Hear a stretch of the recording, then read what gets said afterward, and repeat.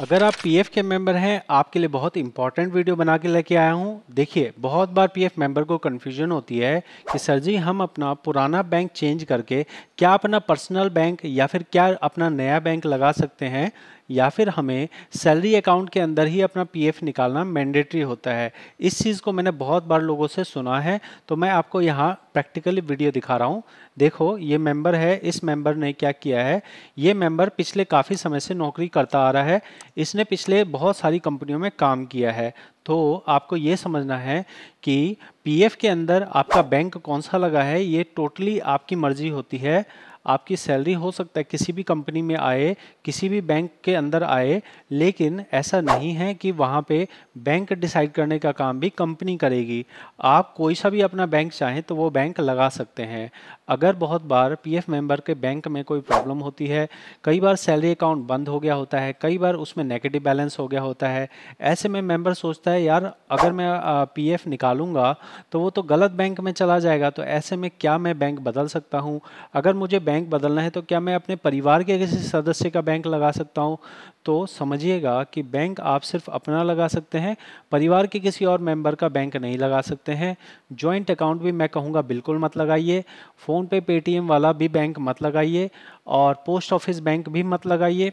आप नॉर्मल से बैंक जो होते हैं, या तो सरकारी या प्राइवेट, वो बैंक लगाइए जहां से आपको पासबुक मिल सके, जो ब्रांच में छपती है वो वाली पासबुक, या फिर आपको चेक मिल सके। ये दो चीज़ें होनी चाहिए आपके बैंक में, तभी उस बैंक को आप यहाँ पे लगाइए। किस तरह लगाना होता है, इसके लिए सबसे पहले आपको अपना यूज़र आईडी पासवर्ड पता होना चाहिए।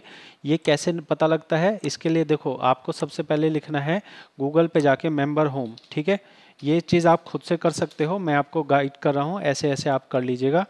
ये आप मेंबर होम पे आ गए, मेंबर होम टच किया आपने, उसके बाद आप यहाँ 3 डॉट पे जाके डेस्कटॉप मोड में कर लेना अगर आप फ़ोन से कर रहे हैं। यूएन नंबर पासवर्ड आपको चाहिए, अगर पासवर्ड ना हो तो फॉरगेट पासवर्ड करके आप अपना पासवर्ड बनाइए। पहले पासवर्ड बनाने के बाद आप अपना लॉगिन कर लेंगे। लॉगिन करने के बाद आपको कुछ इस तरह की स्क्रीन नज़र आएगी। फिर आपको जाना है, देखो अभी हमारा कोई बैंक लगा हुआ है जो कि यहाँ आपको दिख रहा है कि भाई डीएससी से आपका अप्रूव किया हुआ है। फिर मैनेज पे जाएंगे, केवाईसी पे जाएंगे। अब केवाईसी में जाके आपको बैंक चेंज करना है, भले ही आपका करंट में बैंक लगा है, अब आप बैंक बदल रहे हैं। ठीक है, तो बैंक बदलने के लिए आपको सिंपल सा बैंक पे टच कर देना है, और बैंक पे टच करने के बाद मैं यहाँ पे, पहले हमारा इंडसइंड बैंक था, अभी हम क्या कर रहे हैं, अभी हम यहाँ एसबीआई बैंक लगा रहे हैं।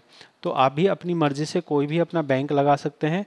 अगर आप मेरी सलाह माने तो मेरे हिसाब से आपको अपना पर्सनल बैंक जो है ऐसा लगाना चाहिए जो काफ़ी टाइम से आपका चल रहा हो। आपके बैंक में आपका नाम बिल्कुल सेम होना चाहिए। अगर नाम सेम नहीं होगा तो आपको जो है वो बैंक अप्रूव नहीं किया जाएगा। तो यहाँ बैंक डिटेल डालने के बाद वैलिडेट करेंगे आईएफएससी कोड को, यहाँ आपकी ब्रांच का नेम आ जाएगा।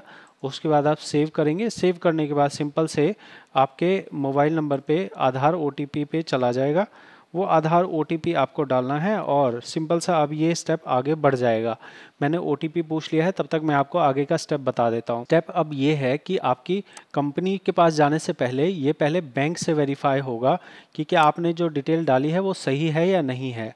तो पहले जाएगा बैंक के पास। बैंक का जो वेरिफिकेशन है, इसमें कोई समय सीमा नहीं है, लेकिन आप मान के चलो 5 दिन से 10 दिन के अंदर में ये हो जाएगा। ठीक है, बैंक से हो जाएगा, फिर ये एम्प्लॉयर के पास चला जाएगा। एम्प्लॉयर के पास जब चला जाएगा तो यहाँ पे मुश्किल यहाँ पे कई बार आती है, आपके एम्प्लॉयर उसे नहीं कर रहा होता है। अगर एम्प्लॉयर नहीं करेगा जब तक, तब तक ये नहीं होगा।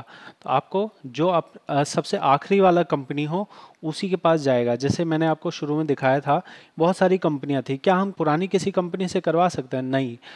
जिस कंपनी में आपने सबसे आखिरी में नौकरी करी है वही कंपनी आपका कर सकती है। ठीक है, यहाँ हम सबमिट कर देते हैं। सबमिट करने पे हमारी ये रिक्वेस्ट क्या होगी, अप्रूव हो मतलब आगे चली जाएगी। फिर आपको सिर्फ इंतज़ार करना है। आप अपना केवाईसी में आके चेक करते रहिए क्या वहाँ अपडेट हो गया है। अब अगर अपडेट हो जाएगा तो आपको यहाँ पे एक्टिव केवाईसी के अंदर दिखेगा। फिलहाल अगर आप देखेंगे तो यहाँ हमारा केवाईसी पेंडिंग में दिखेगा, पेंडिंग फॉर अप्रूवल। फिर ये अभी वेरिफिकेशन अंडर प्रोसेस है, वेरिफिकेशन अभी डिलीट करने का ऑप्शन आ रहा है, 5-10 मिनट बाद ये डिलीट करने का ऑप्शन हट जाएगा। ठीक है, उसके बाद हमने ये 7 मई को लगाया है, जैसे ही ये अप्रूव हो जाएगा ये पेंडिंग वाली लाइन से हट के ऊपर चला जाएगा और उसके बाद हम अपना रिक्वेस्ट वगैरह लगा सकते हैं, हम अपना पीएफ निकालने का फॉर्म भर सकते हैं। ठीक है, तो इसको हम कर देते हैं लॉग आउट। और इस तरह से हमने आपको बताया कि अगर आप वर्तमान में बैंक रखना चाहें वो उसमें पैसा आ जाएगा, लेकिन कोशिश यही करनी चाहिए कि बार बार बैंक ना बदलें, क्योंकि पीएफ ऑफिस आपके बैंक को बहुत ज़्यादा इम्पोर्टेंस देता है।